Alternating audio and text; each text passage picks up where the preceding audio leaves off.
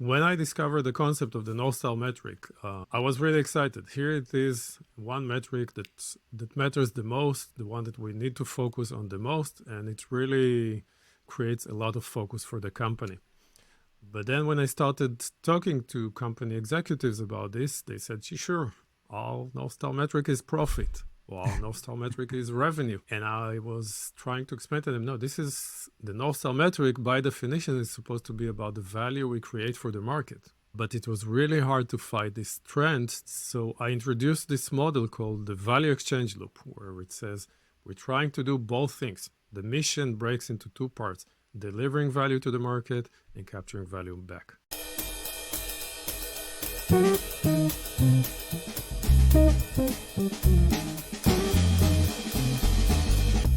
Welcome to the Product Weekend podcast with Brito, Moita, and Tojal. We hope you enjoy. Hello there, Moita here, introducing you an exciting episode hosted by my colleagues Tojal and Brito. Today, we're thrilled to have Itamar Gilad joining us, a seasoned product leader with incredible experiences from Google to coaching on Evidence Guided Product Management. Make sure to follow our show on your favorite listening platform so you never miss an episode. Stay tuned as we explore Itamar's journey through the tech world, the revelations of the GIST framework, and much more. Let's get started. Welcome, Itamar. Welcome to the Product Weekend podcast. Welcome. Thank you very much for inviting me. Happy to be here. Perfect. So we like to get things started easily. So I have an easy question for you, hopefully, which is, what's a recent weekend that you really enjoyed? Recent weekend that I really enjoyed. Now I spend a lot of time with my daughter, and recently we went to just a magic show, and it's amazing to see little kids, how much they enjoy what we would consider very basic magic, but it was a lot of fun. So we had a magical weekend. Oh, wow. That sounds nice. There you go. That's a good plan to take my daughter as well. I have a small daughter as well. So I need to consider that. That sounds like a good idea. Perfect. Absolutely. Perfect. So for the people that don't know you, can you give us a brief introduction into your background? Very briefly, yeah. I came from an engineering origin. I used to be a software engineer for a number of years. I climbed up the ladder, and then I decided to switch to the dark side a bit, and I became a product manager for about 15 years. In startups and scale-ups in Israel, where I'm from, but I did work for Microsoft as well. And my last gig as a product manager for 6.5 years was in Google, where I worked initially on YouTube, but then mostly on Gmail. And that's after about 20 years in the industry, I decided to make another drastic change, and I became a coach, a consultant. I started writing, and I recently published a book that we may talk about if you like. Yeah. And that's what I do today. Okay, those are some really big changes. So how do you think that kind of shaped the way you look into product management and especially evidence-guided product management? So I think my engineering background influences me a lot. I have a low tolerance for BS, I would say, like a lot of engineers. And I always like to really challenge whether what people are saying or claiming to be true is actually true. And I like to ask, what's the evidence? Yeah. That was always the case. And when it came to company strategies and roadmaps, etc., I was always a bit kind of iffy. Are we actually sure that these things are going to work? And that eventually led me through this process of 20 plus years into the system that I will describe to you guys today. So you got your book back there. I got my copy here as well. So we're in good company. Okay, perfect. So what led to it? So I realized deep into my career as a product manager that most of what I developed doesn't really add up to much. It doesn't improve the lives of the users necessarily. It doesn't create any improvement to the business. The purpose was to launch. And I got a bit frustrated with that. And it's easy to blame others, but really we need to look inside and ask ourselves, what are we doing wrong? After a while, you need to realize that it's not other people's fault necessarily. It's also what you're doing. And I had to challenge some of the quote-unquote best practices of product management, including 6 months, 12 months roadmaps and strategy that is built basically on opinions. And really that led to a voyage of discovery that culminated in Google, where I had a chance to, for the first time, do product discovery way before I knew that's what it's called. And that really helped me realize that most of what we do today as product people doesn't add up, doesn't contribute a lot of value to the customers or to the business. Yeah, it makes sense. So you divided these into four, right? Four parts. That's the acronym. So in your book, you mentioned the GIST framework. Can you give us a bit more detail on what each letter means and what goes into it? When I left Google and I started helping clients adopt product discovery or modern product development or evidence-guided product development, whatever you want to call it, which is, of course, not my invention. It's based on design thinking and Lean Startup and Marty Kagan and all these other smart people. I realize it's not as easy as we tend to think, reading the books. There are big challenges.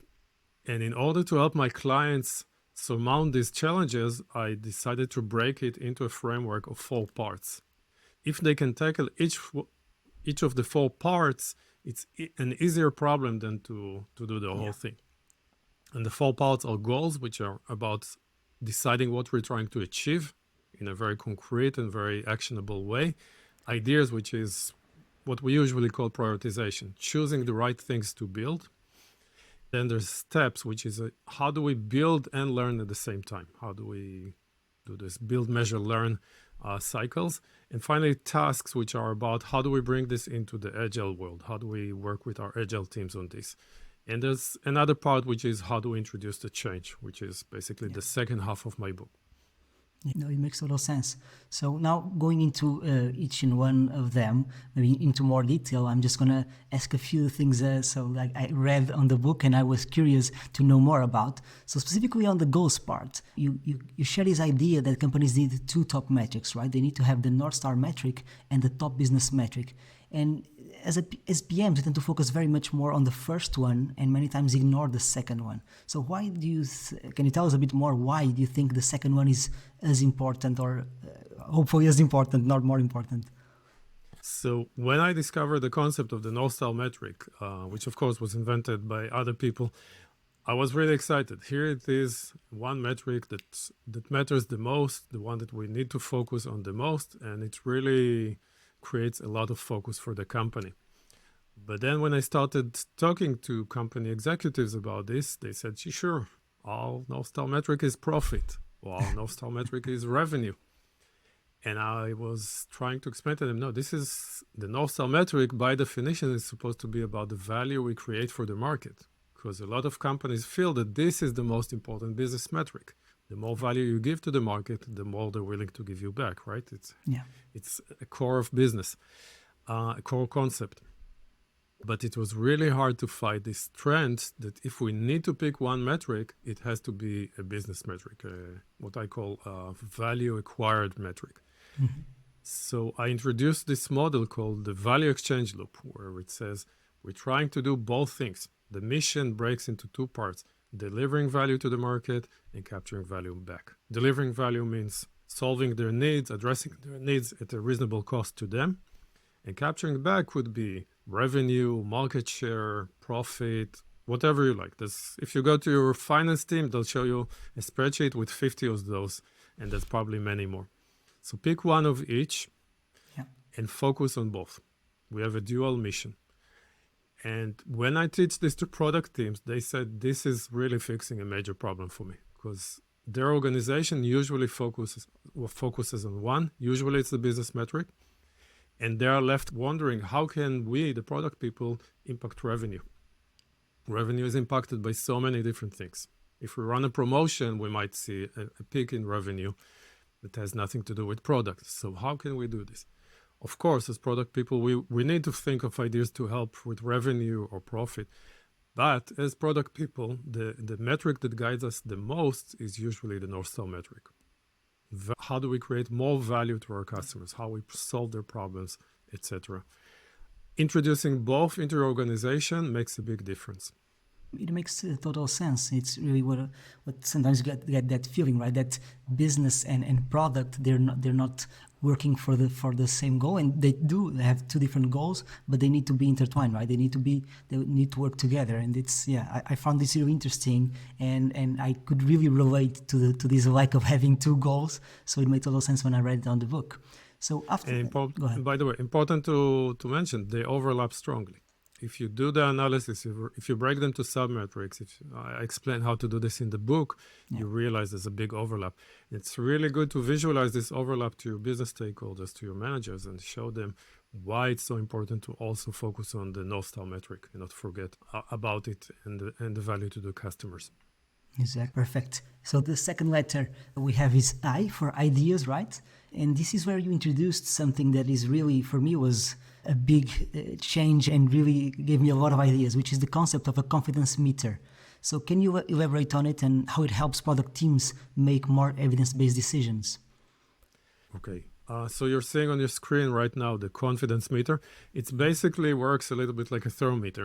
Imagine there's a needle there that goes from 0, which is the dark blue area, all the way to 10, which is the red area. And that basically tries to answer the question, if we think that an idea has a high impact, let's say 8 out of 10, if you had to put a number on it, and an is, which is like the opposite of effort, of 3 out of 10.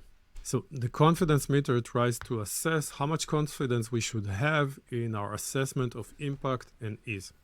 Impact tries to answer the question, if this idea is successful, we do this per idea. So for example, a new feature we're considering, how sure are we that it's going to have the impact that we think? If we think, say, it's a high impact feature, 8 out of 10, how sure are we that's actually the case? And there's only one true way to answer this, and it is to look at the evidence that we have available. And the confidence meter is organized around classes of evidence you might find along the way. So the most basic form of evidence is up on the right-hand corner, the top right, and those are opinions, basically. Could be your own self-conviction, could be that you presented your opinion in a very shiny pitch deck, could be that you connected it to the opinion of the industry. So right now, let's say, if your idea has to do something with generative machine learning, it's super hot. Does that make it a sure success? Does it mean that it will have high impact on your specific customers and your specific product? Absolutely not, because there are thousands of terrible ideas being implemented right now based on these heuristics.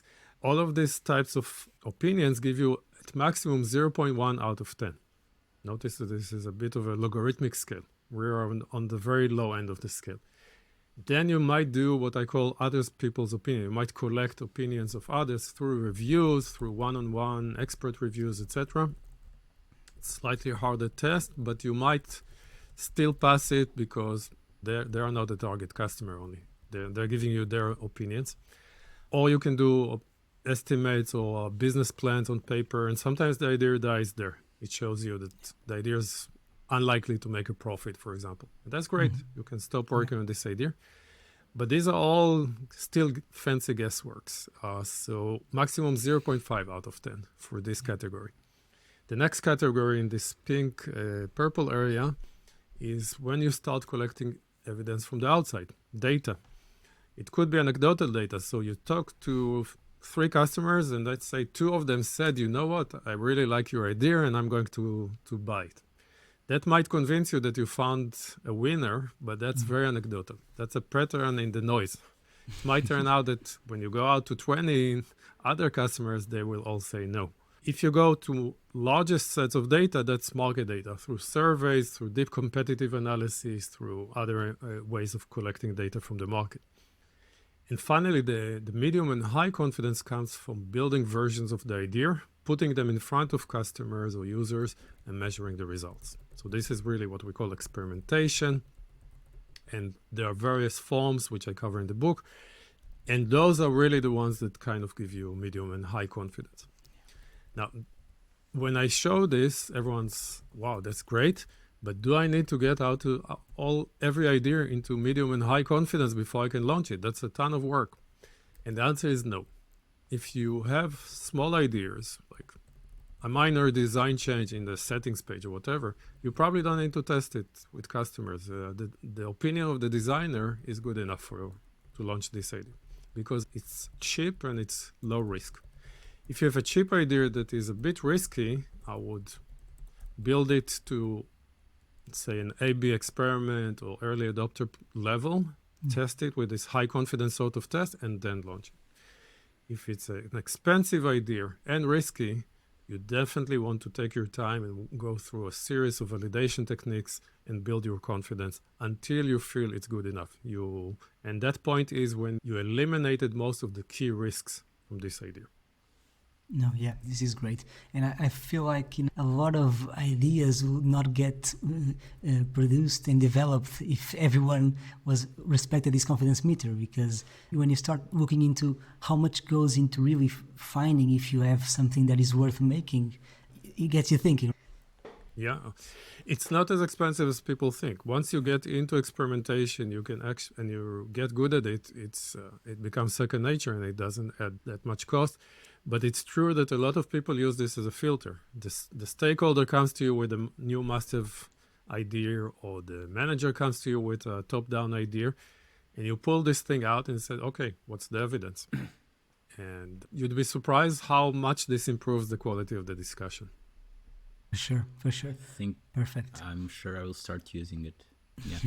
Great insights, Itamar. Thank you. Moving on now for steps. You reflect on the fact that so many companies, they are still building too much and testing too little.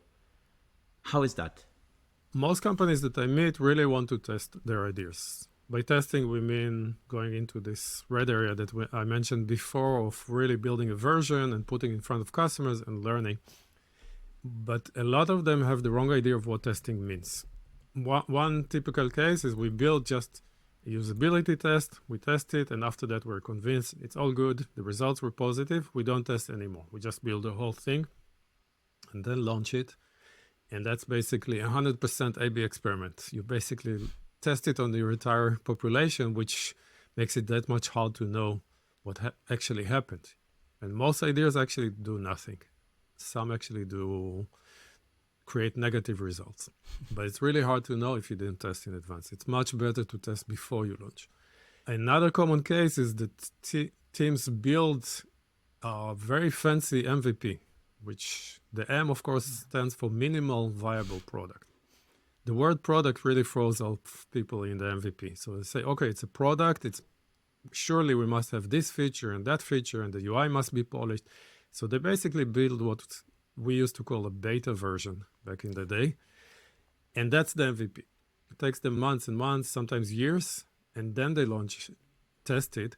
But they're so committed, they're already invested so much, it's really hard to go back, even if the results are really very negative. So that's another case of building too much and testing too little. What I suggest is to be cognizant that there is a wide gamut of validation techniques, and many of them don't require any coding whatsoever. I like to bucket them into 5 buckets: assessment, fact-finding, tests, experiments, and release results. Catchy acronym AFTER. In assessment, we have really cheap things that don't require data, honestly. You can ask whether the idea aligns with the goals. You can do a little bit of business modeling. You can do ICE analysis, initial ICE analysis, just based on guesswork. What's the impact? What's the ease? What's the confidence that we have? The confidence you can take from the confidence meter. Mm-hmm. You can do assumption mapping. You can talk one-on-one with stakeholders. All these things might surface huge problems with the idea and might allow you to park the idea very quickly and very cheaply. Then we do what we call fact-finding, which is getting data. This could come from your logs or from whatever data sources that you have. So data analysis from customer surveys, from competitive analysis, from user interviews, or from field research, which is about observing users. These last two are a little bit more expensive, so it's good to do them ongoing. These things, notice we didn't build anything. We were just testing the assumptions in our ideas with data that is available to us. But then we want to test, and testing means initially just faking it. So there's a bunch of ways like Wizards of Oz and smoke tests and concierge tests and usability tests to fake the core value and to see if people resonate with it. And if the idea still looks good and still promising, and you feel you need to test it further, then you have mid-level tests, include early adopters, alphas, longitudinal tests, fish food. I will not go into all of this, but probably everyone is asking, what's a fish food? Fish food is testing on the team that's building the product. For example, in Gmail, every time it still looks good and still promising, and you feel labs or betas or previews, we have another class of tests that is the strongest and most rigorous, which is A/B experiments or split test, ABN, multivariate. Those usually work for consumer products, although in some enterprise environments you can do that. You need a lot of data. And finally, even the release can be used as, if you do a gradual release, you can use it to do like mega A/B experiments, essentially, or holdback experiments. So you have all of these. And notice that I didn't do spikes and proofs of concepts and technical investigations. Those exist as well. And there are many other ways to validate ideas. This is just the most common ones. Most companies don't use even 10% of what you're seeing on the screen. Most companies are basically stuck with just one or two techniques. So it's really important to start at the left-hand side where it's cheap, and then move to the right-hand side as you need, just as far as you need, and only when you have enough confidence to justify that investment. Yeah, it makes a lot of sense, and there's a lot of options here, really, and I have to agree with this. I think that most companies, only use a few, if any, at some point, which is really worrying. Moving on to the last letter in the framework, it's tasks, and you can introduce and talk a little bit more about tasks, but I was curious to know, and really the thing that caught my attention the most there was your alternative to the product backlog, which you called the step backlog. Can you go into that as well?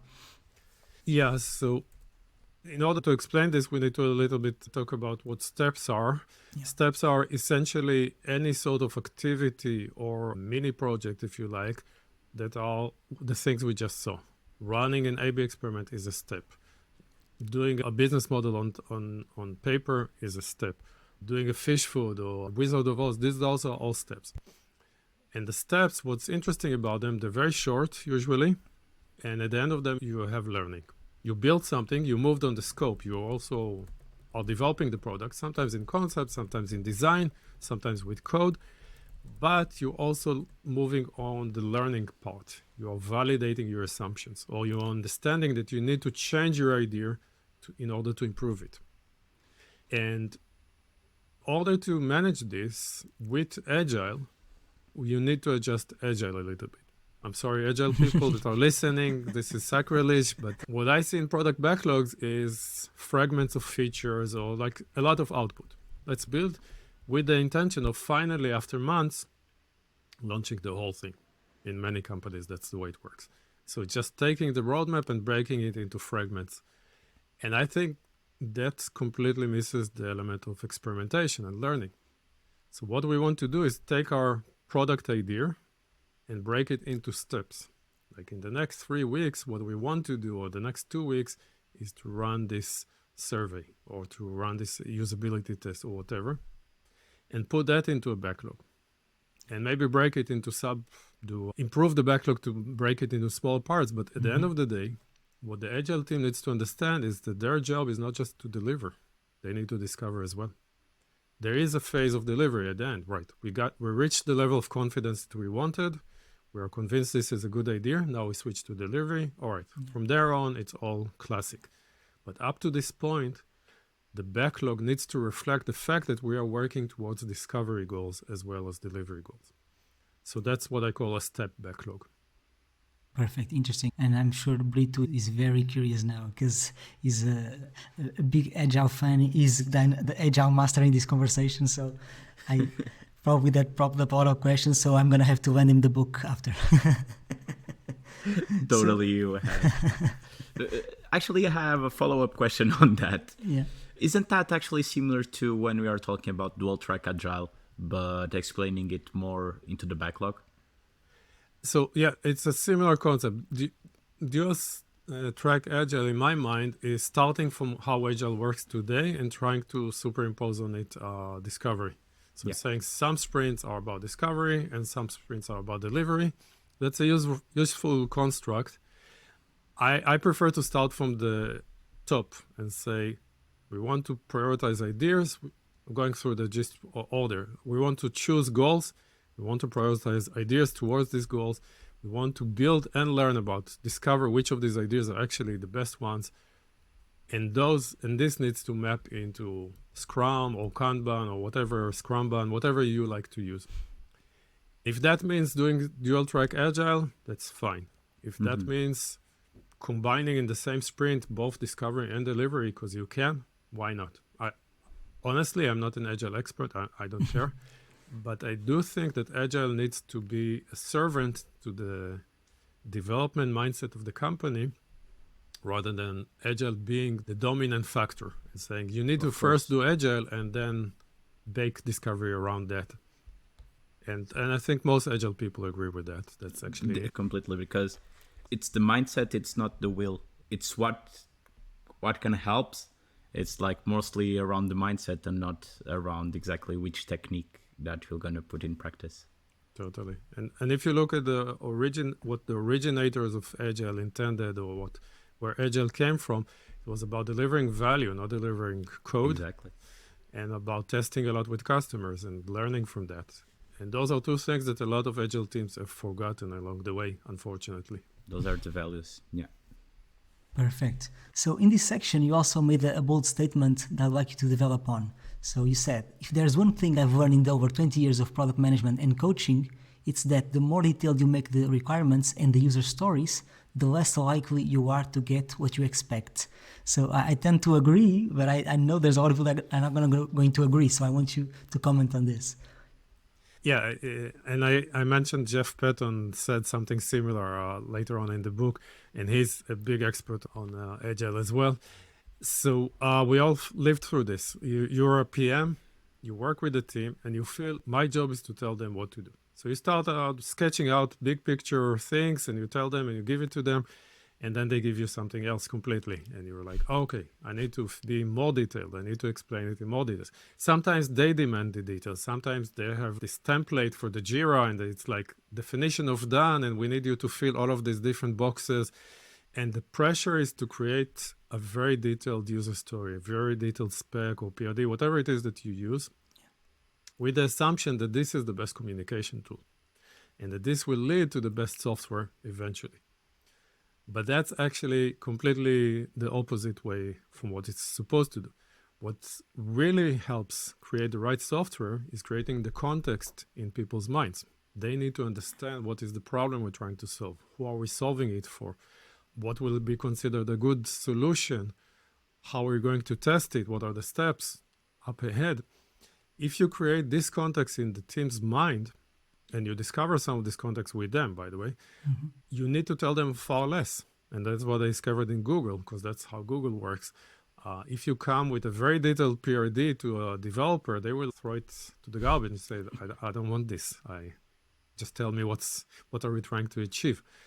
And that's a much more healthy, I think, for relationship between the PM and their team. So stepping back from doing very detailed, I started doing very high-level PRDs with a lot of to-dos, but a lot of context. And in the book and in the GIST model, I try to explain how to work with a team on an ongoing basis so they have this context in their minds constantly. And if you do this, that will relieve a lot of the pressure of having to produce a mountain of user stories or a mountain of specs continuously and having to control the team and check that they're doing exactly what you ask them to do. All these things, in my mind, are not part of the PM work at all. It makes sense. One thing that I tend to agree, of course, and I agree mostly, the thing that I feel like is that sometimes it's harder to do when you're dealing, for example, with the kind of junior software developers, for example. If you don't have someone that is kind of more senior on the team and you're working with people that are less experienced, it's really hard to let them loose and just let them decide how they're going to do it. I don't know if you agree with that and how would you deal with that? Let me tell you a story from my time at Google. Yeah. So I worked with a lot of different subparts of the team. And one time I worked with this junior engineer. She just joined, 6 months earlier. And we had to revamp the emojis of Gmail. There was a whole new set of emojis. We replaced the classic ones and I thought it was a drop-in replacement. We just replaced the bitmap, job done. And that's what I asked her to do. very arrogantly. And she came back and she said, I tested this with my friends and the user interface sucks. I was like, what? This has been used for years. And then she showed me the user interface and it was a bit nerdy. Yeah, it was geeky. You need to learn if you want to enter multiple emojis. It was really weird. She said, I have a much better idea for the user interface. And I was a bit surprised by that and trying to push back a little bit. But then she showed me a demo and her implementation was far better than anything I was thinking of. So that's what we launched. And I have to tell you, if you're not working this way with your engineers, you're getting 40% of their capacity because they are very capable of being very innovative and being very user-centric. And it's not just because she was a Google engineer. It's not at all what's happening. I do agree with you that it's important to have in the team a team lead, a tech lead, who is a person with whom you're working much closer, and that person guides the others when they have technical questions, etc. But even with junior engineers, try the context way. Try to have them understand what we're trying to achieve, what are the goals, what are the constraints, and try to see if they can come up with some stuff on their own. Okay, I'll remember that. It's a good tip. Talking about providing context on what we're trying to achieve, I wanted to remind you that with this podcast, we're trying to provide free, valuable, and enjoyable content to all product managers out there. And your help can be critical to ensure we achieve that. To help us reach more people, we would really appreciate if you share this episode on your social media or with a friend that may benefit from it.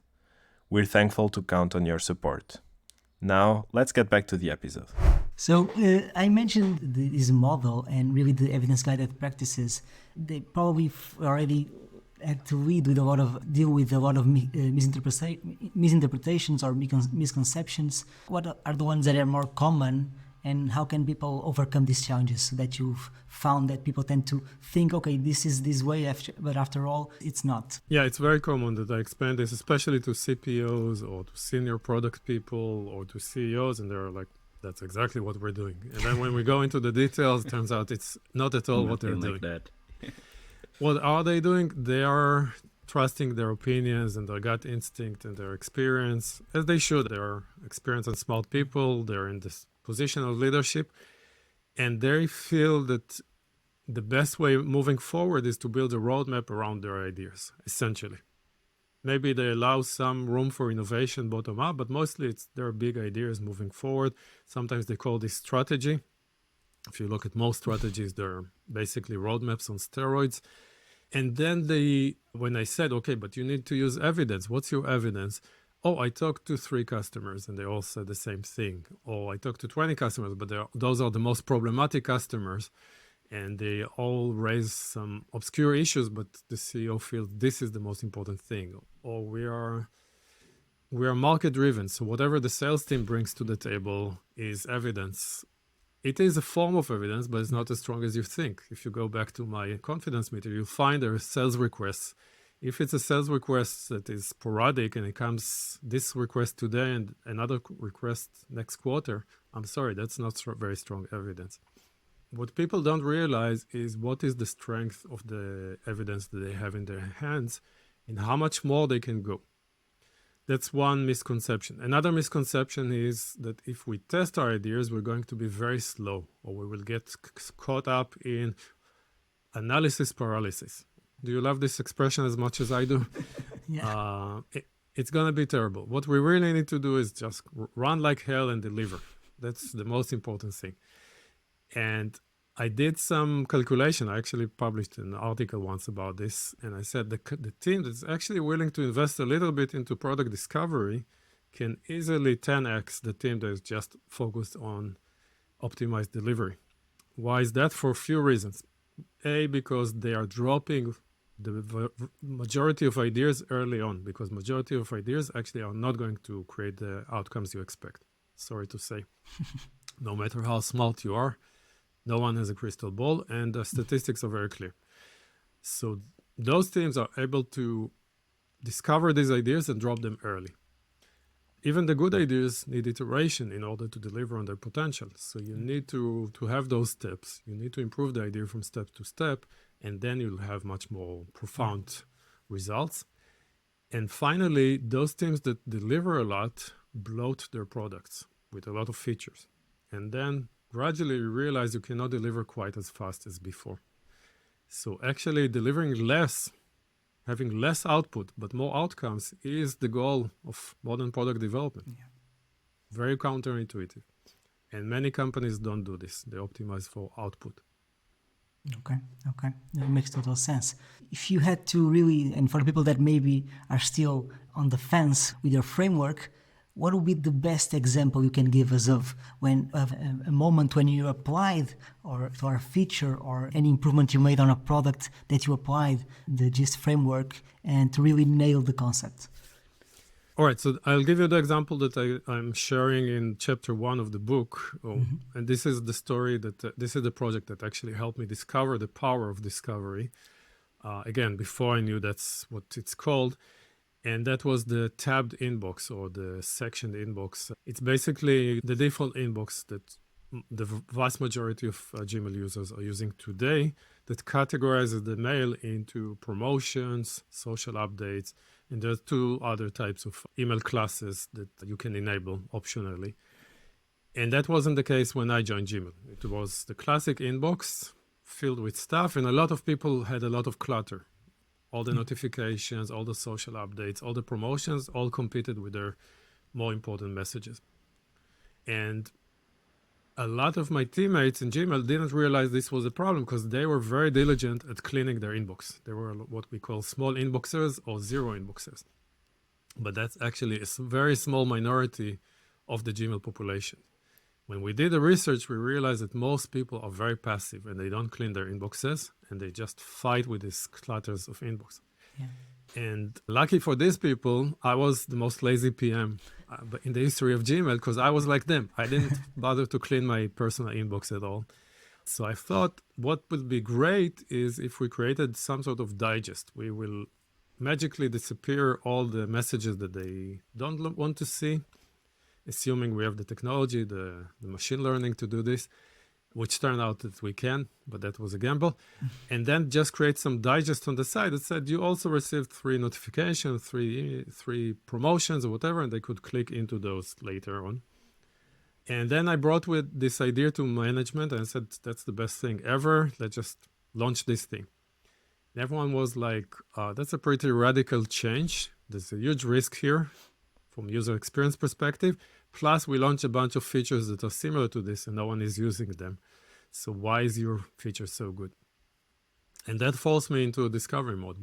I had to go and bring evidence. I had to test, and my team was willing to participate. They were very skeptical too.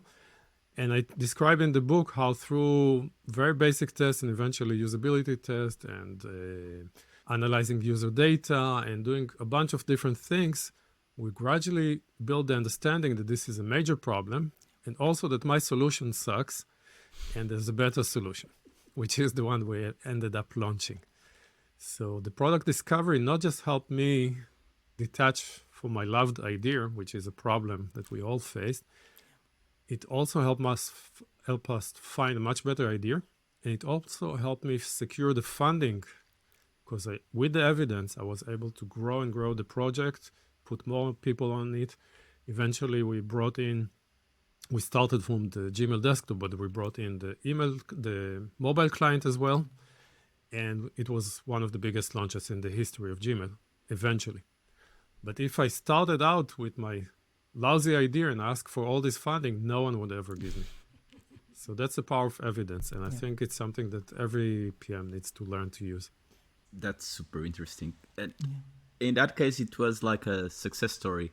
But I'm sure that a lot of times, especially now that you have most interaction with other organizations, not all the time roses. So what strategies have you found that can effective overcome some resistance within the teams or even overall organization when adopting more of an evidence-guided methodology?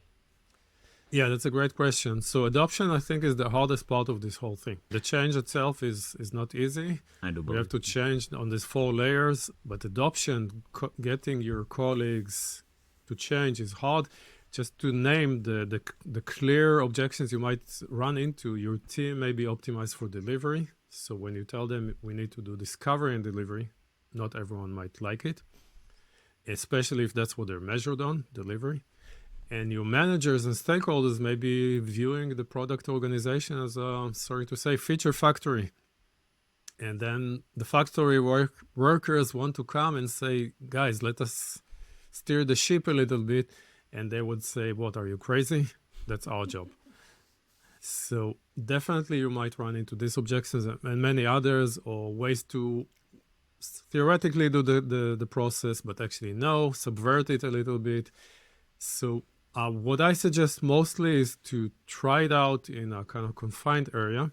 Sometimes you do it in secret. Yeah. Like you say, yeah, we will launch this feature, but then you actually run an experiment and come back with your experiment results first. Or when your manager comes to you with a goal that is actually an output goal, says, let's launch this big idea, you might ask them, what are we trying to achieve? What metrics will improve? What problem are we trying to solve? And then you'll ask them politely later to maybe add these outcomes as the goal in addition to their ideas. And then later on you come and say, we found a few other ideas that might achieve the same thing. Maybe we should test a few of those. You need to somehow push the envelope gradually and show them that there's a better way. Yeah. Show everyone. And it's a really challenging thing, but if you come with evidence, if you show them that you are moving in the direction of achieving business results, which at the end of the day, that's what the top guys care about, they will start playing ball with you. They will be willing to give this more and more of a chance. Don't expect 0 to 100. That will be very frustrating for you. But gradually, if you chip in and you show them continuously that there's a slightly better way to do things, and it helps their cause, I think it's doable. Depending on where you start, depending on the culture of the organization, some organizations are not ready for this, I'm telling you right now. Yeah. But many organizations are actually in a good position to start this gradual move. Mm-hmm. Yeah. But it's going to be really different if you're going to try to implement this in a company that's well established versus trying maybe to do it on a startup that is just starting. There's no users. So it makes it a lot more complicated, I would think. Totally. I think the principles are applicable across the board. And I have a whole chapter 7 that explains how you apply GIST in startups, how you apply it in scale-ups, and how do you apply it in enterprises. In startups, the main anti-pattern is that the startup is just chasing the ideas of the founders, and the founders can either get stuck on a bad idea for too long and burn all the cash, or on the other hand, pivot constantly and just today this is the hot idea, but next week we have another one and the team is very confused. Yeah. So I think for a startup, it's a lightweight implementation that involves setting clear goals. And usually in the early stages, it's about finding product market fit, and later on finding a business model. And just saying clearly, what does this mean? What does product market fit mean for us? And then continuously iterating towards that creates some structure and some clarity and some way for the founders not to disturb everyone constantly. And then I don't think you need to do a lot of ICE prioritization, a lot of these things. You just need to test like crazy. Lean Startup was created for startups. So build, measure, learn is what you need to do from day zero. Yeah. If I meet startupists that are like, I talked to 2 customers and now we're building for the next 6 months, I know this is not a startup I want to invest in.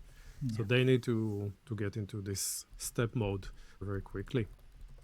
And of course, the same applies for scale-ups and enterprises. They face completely different problems. Scale-ups usually have a huge mess because a lot of new people joined.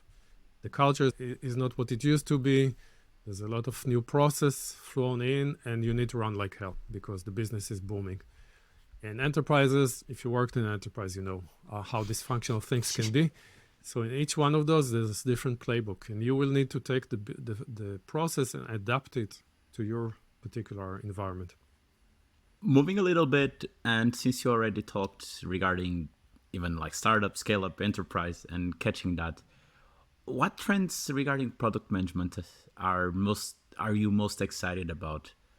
And how do you see, for example, How do you see that our products are built and scaled for the future? What are the trends that I'm excited about?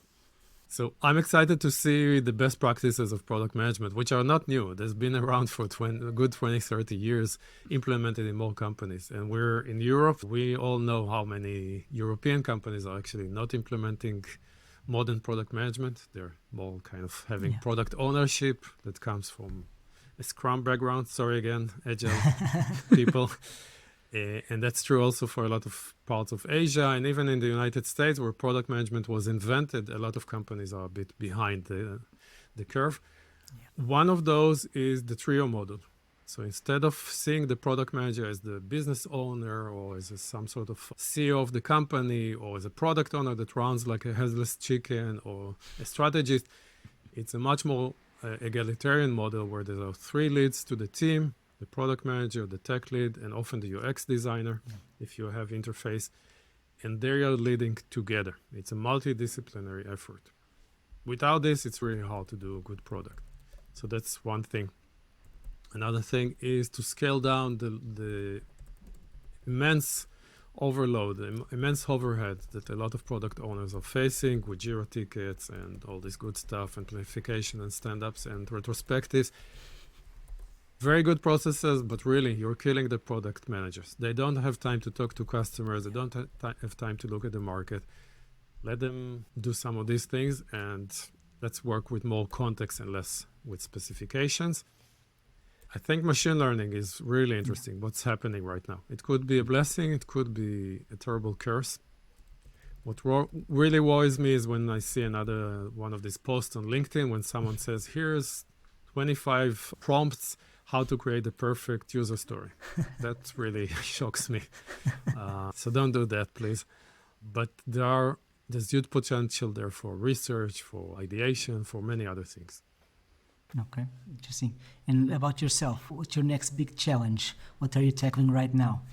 I'm thinking of my next book. I'm really debating what it should be. It could be a step out of Gist, because Gist focus mostly on discovery and kind of the day-to-day of running the team, but I wanted to talk a little bit more on strategy and research and operations, which are the other elements of the product org or the main activities. And on the other hand, I want to do more online courses. I do a lot of workshops, live workshops, but I'm trying to do self-paced.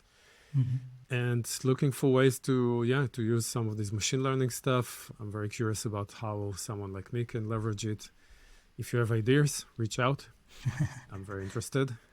And anything that helps the product community, I'm interested to hear about it. If you have ideas, I'm all ears. Perfect. There's the challenge for our listeners. They can get in touch if they have some good ideas to share. So now we're going to go into our exciting sprint questions. So these are simple questions for simple answers. So what's one digital product that you would struggle to live without? A digital product that I'll struggle to live without. I hate to say this, but Gmail and Google Calendar, where my life is. I love Calendly. I have a whole stack of things that I cannot live without. The Google products, unfortunately, are still not unfortunately, but they are the mainstay of my day-to-day. There you go. Perfect answer. And what's the most underrated skill in product management? Underrated. I don't know if it's underrated, but it's not talked about enough, and that's customer empathy. That was something that we Google interviewers looked for a lot. And sometimes it's hidden under the term product sense, but I think customer empathy is a very important term. Customer empathy means that you are able to step outside of your body and kind of transform yourself into the body of your user and try to understand the world from their perspective. It's a really hard skill. Yeah. And if you're able to do this, it's not just for product managers, it's also engineers, designers, of course, anyone, salespeople that are good at this sell much better. But it's something that we don't teach enough. We focus too much on the hard skills, on the technical skills, on the project management, on the delivery, but emphasizing the importance of understanding our users better than they understand themselves is not talked about enough. Am I allowed to do a follow-up question from the sprint question? Of I don't know course. if that breaks the structure. So it's a mini sprint, go ahead. Exactly. Itamar, when we are talking about that, do you think it's easier or it's the same level of complexity when you have a B2B or a B2C product and you are trying to have that kind of customer empathy? Do you think like a B2B can be harder to get that kind of empathy? First off, everything is harder in B2B. If you work there, you know it. Of course, in B2B, you have many more personas to focus on. You have the actual user. There could be multiple types of users within the enterprise. You have what's called the chooser, which is the person who will choose to buy the product, but that's not necessarily the same as the user. Sometimes the person who authorizes, the person who pays. All of these personas, you need to understand where they're coming from, what's their set of needs, essentially. So absolutely, it's important to do, if you do a value proposition canvas, for example, it's a very powerful tool, or if you use Teresa Torres's opportunity solution tree, you need to do this for each one of those. Okay. Perfect. The last one is, if you could shadow any product manager or leader for a day, who would it be? Good question. I think the innovation that OpenAI is showing right now is incredible. So I would be very interested to be on the inside of that and see how things are evolving inside. The pressure on them, the scale, this is all mind-blowing. And I really am interested how they're able to produce these great results continuously quarter after quarter and produce these amazing things that we're all enjoying. Yeah, for sure. I imagine a lot of people like to be a fly on the wall, right? There's so much going on that must be mind-blowing, really. Okay. Totally. Perfect. So now we're going to go into our release notes. Are you ready, Brito? I am. Go ahead. At least I will try it. This was really a juicy episode. But let's get with the BS. So starting now. So with engineering background really influenciate the way that Itamar looks to work. And that also impacts with the low tolerance to BS. And deep into the career, most of what was developed didn't really get real benefit for the customer. That led to some frustration, challenges. And for the business as well, sorry. Yeah, for the business. No, both. Those are the two sides of the value exchange loops. Yeah. And that led to Itamar to start challenging some of the best practices around product management. And that realized after leaving Google, he realized that there are big challenges when you're talking about discovery.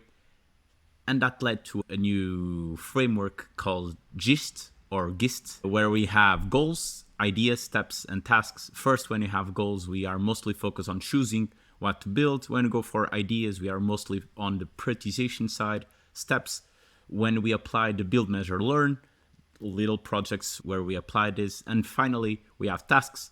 It's where we're going to bring our agile world into practice and giving a way of the development to be done. If we focus a little bit regarding goals, we have two goals that normally when we are in product management, we'll focus on North Star metric. But if you go for the business side, that will not be the same. So actually you have to have the value exchange metric as Itamar explained about. And we have a dual mission when we're talking about the goals. And actually, if you look further and if you really go through the evidence-based guide, we'll find that they overlap strongly. And that's something we need to take into consideration. When we move to ideas, one of the things that we have to have in mind is the confidence meter. And it really tries to understand the level of confidence we have on the feature we are delivering for. So it's mostly based on a logarithm from a scale from 0 to 10. And not every idea needs to be on the medium high to be launched. In this case, if your idea is a low risk and cheap, for example, it doesn't need to be on the medium high level of confidence. But if we are doing something that's major impact for the company, maybe it's wiser if you go for that high level. So you need to eliminate most of the key risks from this idea. A lot of companies have a wrong idea of what tests means. And we should understand that you have a lot of validation techniques that actually they are reflected, part of them in the after model. So after model for idea validation, most of the companies, they don't even use 10% of the techniques that are described there. And you have even more. That's something that we really need to take into consideration. Finally, we still have a lot. But moving on, we have steps that are very short. And by the end, you have a learning. So it's really the build, measure, learn that we talked and the lean startup that we that the lean startup model that we also talked during the episode. And in order to work with a product backlog, one of the problems is that we see a lot of output instead of seeing more of the outcomes. And that's when Agile is really mostly focusing in a lot of the companies, unfortunately, is focusing too much on the delivery side and on actually bringing the value that we need to the discovery. That's why we have then the step backlog. And there's one thing, that's the pressure to create a very detailed user story. This was one of the bold statements that we highlighted. So that pressure to create the perfect user story normally will tend to lead to not being delivered, or not as the user story is actually explained. And this is something that sometimes comes from not having the confidence within our team, or not still have the space to talk with them. So what we really need to emphasize is create the context, and having people thinking as people and not as machines. Create the context also for them, create the need, understand as a team, and that will lead us to actually have a far less detailed user story, but a far better product by the end of the day.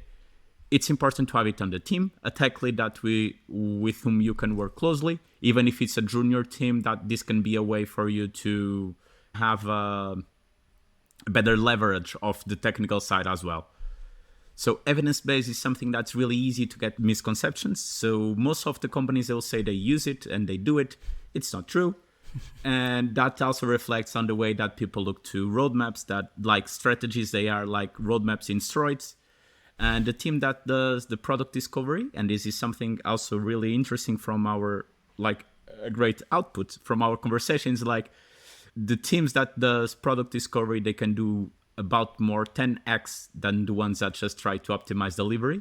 And this is when we are trying to understand the ROI over the product discovery. I think these numbers can really add up. And having less outputs and more outcomes, it's really the key, but for our companies to be more sustainable. And that's a catchy word nowadays, and it's really what we need to focus as well. Getting our colleagues to agree and to adopt, it's of course one of the challenges that we may face the most, and it's one of the hardest tasks, but we have to do it gradually and actually fitting the loop. So you have to do evidence-based to show that evidence actually work, and then start evidence-based everything around. So that's something that you can't expect from being from 0 to 100 or 0 to 1. Gradually you'll show them, and that actually will do the wheel starts running. Lean Startup was made for startups, so you should do the build, measure, learn very quickly. If you don't, something is wrong. It's time for you to look inside. And finally, one of the things that I really highlighted here is product's multidisciplinary efforts. It's not product manager alone. It's almost the whole company, but especially all the product team regarding UX, regarding development, and the product management. They really need to work together for the product to be effective. And I think this is it. I think this is probably the longest that we had. It was really good. So that just shows there's a lot of content in this episode, a lot of important points, and you already highlighted most of them. And I think now people, if they start by this just to see if it's interesting, they're really going to go back and listen to the whole thing. Well, hopefully that's the idea. So Itamar, thank you very much. I hope you had a good time. You enjoyed. Absolutely. This was great. A great summary, by the way. I hate to say this, if you go deeper into some of these topics, there's a lot more layers to uncover. We just touched on the surface. But this was fun talking to you guys. And if anyone is interested to learn more, shall I do my little commercial plug here? Of course, please go Feel ahead. free. So you can find my stuff at itamargilad.com, like my name. Maybe you will link to it. Yeah. And if you're interested in the book, go to evidenceguided.com. Just 2 words. And then you'll find a lot of resources that you can download as well. And like the confidence meter, like the after model, like a lot of these things we mentioned actually are available as free downloads. So check it out if you're interested. Perfect. Thank you very much. And I definitely recommend the book. So hopefully we'll get more people interested as well. So thank you very much once again, and we'll stay in touch. It was my pleasure. Thank you, guys. Bye, everyone. Bye-bye. And that's all for now. Thank you for listening to the Product Weekend podcast. If you liked the episode, give it a shot at our other episodes with amazing guests, and follow the show on your favorite podcast app. You can also follow us on LinkedIn to stay up to date on future Product Weekend events and the Product Weekend podcast. Also consider sending this episode to that friend who could really benefit from this content. I'm sure you can think of at least one. See you on the next one.